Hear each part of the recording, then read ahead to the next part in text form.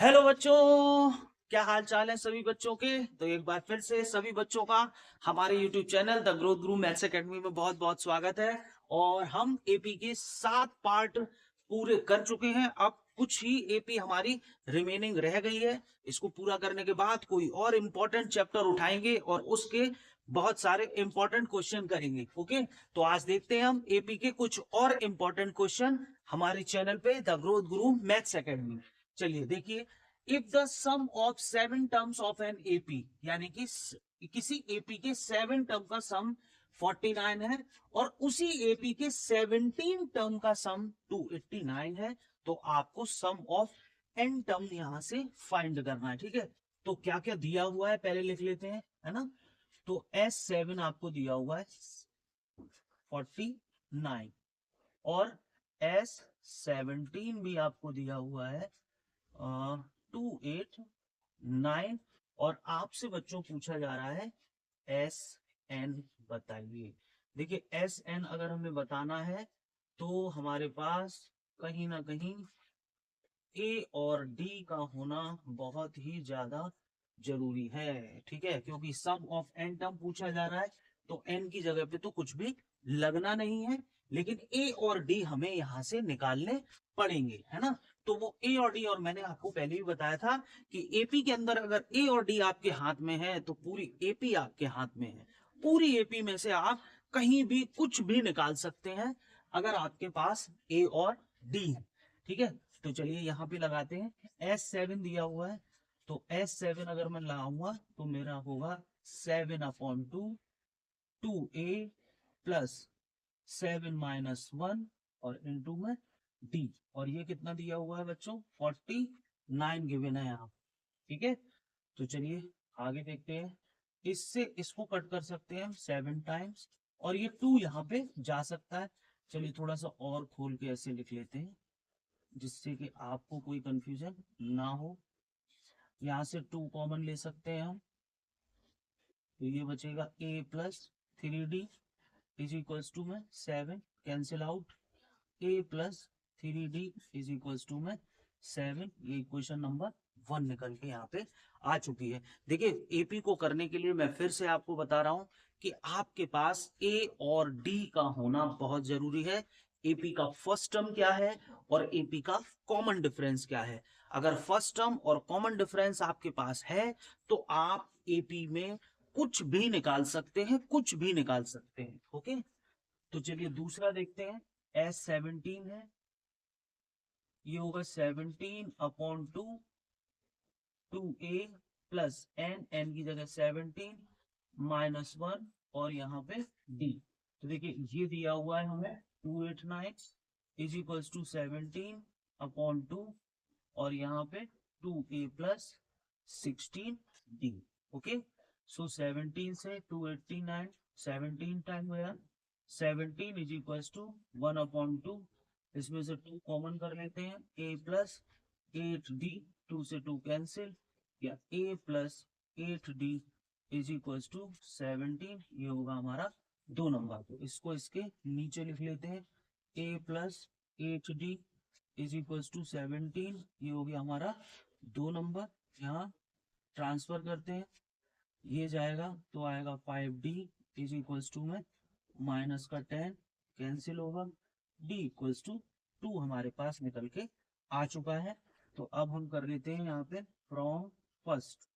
First में d की जगह पे हम 2 लगा देंगे इस तरह से। तो a plus 6 is equals to 7, a is equals to 7 - 6, तो a इक्वल्स टू 1। हमारे पास d भी आ गया और हमारे पास a भी आ गया। ठीक है, अब इन दोनों को उठा के यहाँ पे हम प्लेस कर देंगे। n/2 2a 2a plus n-1 into में d की वैल्यू होगी 2। तो n/2 2 प्लस, इसका अंदर मल्टीप्लाई करेंगे तो 2n-2 is equals to n/2। ये हो गया 2 से 2 कैंसिल, 2n बचा, 2 से 2 कैंसिल। तो आंसर हमारे पास कितना निकल के आया बच्चों, n स्क्वायर। कोई एपी जिसका हमें 7 टर्म का सम 49 दिया हुआ है और 17 टर्म का सम हमें दिया हुआ है 289। तो उस एपी का अगर हम एन टर्म का सम निकालेंगे तो वो निकल के आएगा कितना, हमारा एन का स्क्वायर। ठीक है, इससे S7 से और S17 से मिला के हमने अपना फर्स्ट टर्म और कॉमन डिफरेंस की वैल्यू निकाल ली और उस वैल्यू को अगली इक्वेशन में हमने Sn में पुट कर दिया। Okay, so please pause the video to note it down.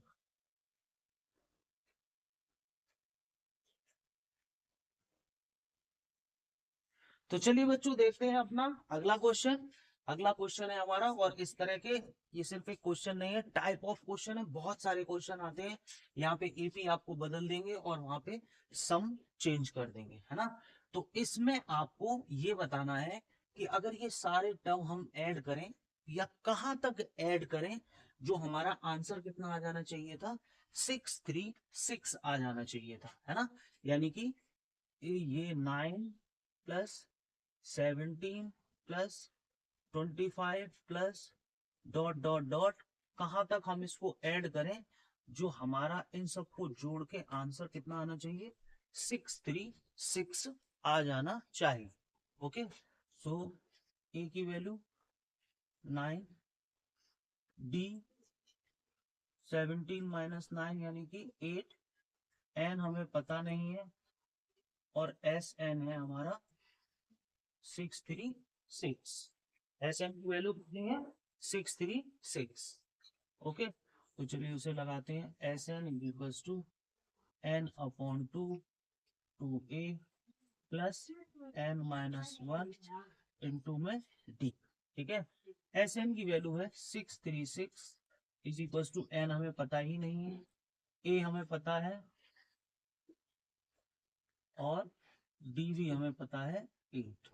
ठीक है, तो 636 is equals to N upon two, ये हो गया हमारा कितना, 18 प्लस अंदर मल्टीप्लाई करेंगे 8n minus 8, 636 equals to N upon two, इसको यहाँ से हमने माइनस कर दिया इस तरह से, 636 is equals to N upon two, इसमें से एक 2 कॉमन ले लेंगे हम, यहाँ बचेगा 5 प्लस 4n, ये कैंसिल आउट होगा, 636 is equals to n 5 plus 4n।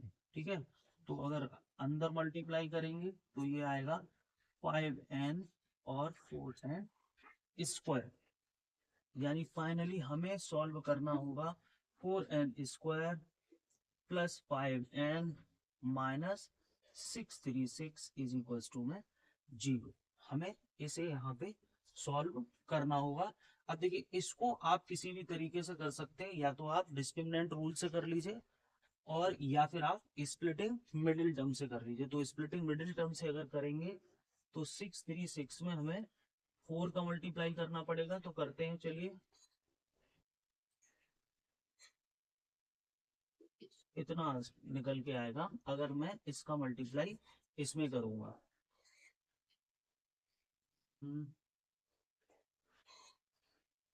ठीक है, अब 2 5 और 4 के दो ऐसे फैक्टर लाने हैं कि माइनस करके 5 आना चाहिए और इनटू करके 2 5 4 को। तो चलिए करते हैं।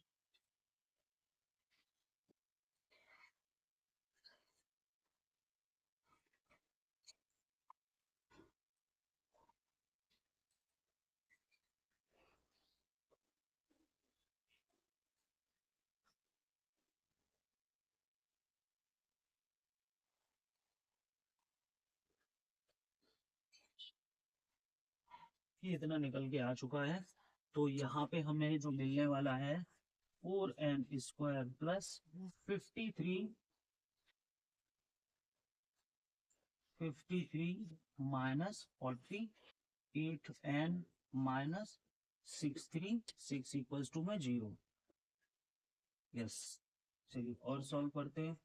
4n square 53n 48n minus 636 is equals to में 0। यहाँ से n कॉमन लेंगे तो 4n प्लस 53 माइनस यहाँ से कितना ले सकते हैं बच्चों, यहाँ से ले सकते हैं हम 48, तो क्या बचेगा, यहाँ भी बचेगा 53, बचेगा 53 नहीं, यहाँ पे बचेगा, हमें यहाँ पे लेना पड़ेगा 12 कॉमन, तो यहाँ पे आएगा 4n प्लस 53 इक्वल्स टू में 0। ओके, सो एक वैल्यू हमारे पास 4n प्लस 53 आएगी और एक वैल्यू हमारे पास n माइनस 12 आएगी। दोनों को हम 0 के इक्वल्स टू में रखेंगे, तो 4n equals to minus 53, n equals to minus 53 upon 4, जो कि पॉसिबल नहीं है, एक तो रैशनल नंबर और उसके बावजूद नेगेटिव इंटीजर। ओके, और एक n minus 12 is equals to में 0, so n is equals to 12, यानी कि 12 टर्म इस एपी को, इसके आगे और टर्म निकालिए आप, और 12 टर्म का जो सम होगा वो कितना होगा, 636 होगा। इसका आंसर भी चेक कर लेते हैं।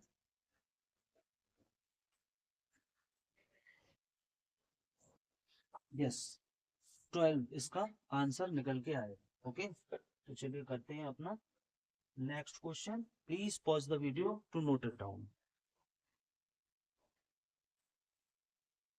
तो चलिए बच्चों देखते हैं अपना एक और इम्पोर्टेंट क्वेश्चन। यहाँ पे एक एपी दी हुई है और इस एपी के एन टर्म का सम हमें चाहिए।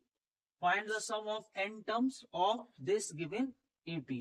This type of question is very important for the exam point of view. Okay, so 4 minus 1 upon n plus 4 minus 2 upon n plus 4 minus 3 upon n plus dot dot dot dot up to n term. फिर यहाँ पे देखिए इसको separate कर लेते हैं, 4 plus 4 plus 4 plus dot dot dot, ये जाएगा n टर्म्स तक। कहाँ तक जाएगा, n टर्म्स। ओके, और बाकी में से माइनस कॉमन अगर मैं ले लूं तो बचेगा 1 upon n plus 2 upon n plus 3 upon n plus dot dot dot, और ये भी 2n टर्म्स। ठीक है, तो ये तो देखिए n टर्म है तो 4n हो जाएगा, और इसका हम बाकायदा सम निकालेंगे। तो देखिए इसका जो a होगा वो 1 अपॉन n होगा, और इसका जो b होगा वो 2 upon n minus 1 upon n, यानी कि 1 अपॉन n ही आएगा। ठीक है, तो चलिए इसका सम का फॉर्मूला लगाते हैं, n अपॉन 2, और यहाँ बड़ा ब्रैकेट ले लेते हैं, 2a plus n minus 1 into में d, कुछ इस तरह से। ठीक है, तो 4n माइनस n अपॉन 2, और ये हो गया हमारा 2a की वैल्यू कितनी है बच्चों, 1 upon n plus n minus 1, और d की वैल्यू भी कितनी है, 1 अपॉन n, दोनों वैल्यू हमारी 1 अपॉन n है। सो 4n, ये हो गया n अपॉन 2, और ये 2 upon n plus n upon n minus 1 upon n। ठीक है, तो चलिए अब इसको सॉल्व करते हैं, n अपॉन 2, और ये हो गया, ये तो कैंसिल होगा, 2 अपॉन n में से 1 अपॉन n जाएगा तो 1 अपॉन n प्लस 1, और इसे मैं लिख सकता हूँ 4n minus n upon 2, n LCM होगा तो ये बचेगा n प्लस 1। ठीक है, n से n कैंसिल, सो 4n minus n plus 1 upon में 2, एलसीएम लेंगे 8n minus n plus 1 upon में 2, तो 8n minus n minus 1 upon में 2, तो ये आएगा आपका 7n माइनस 1 अपॉन 2, है ना। एक बार इसका आंसर भी चेक कर लेते हैं क्या आंसर आ रहा है।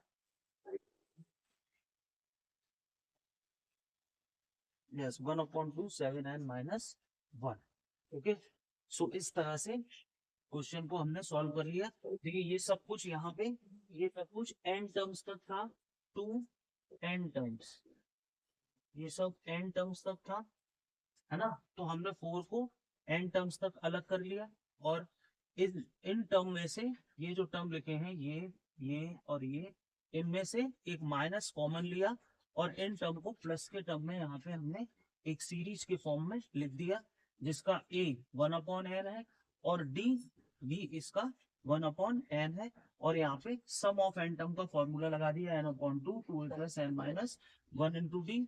उसमें a और d की वैल्यू को यहाँ पे सब्स्टिट्यूट हमने कर दिया, और इस तरह से अपना पूरा सॉल्यूशन यहाँ पे कर लिया।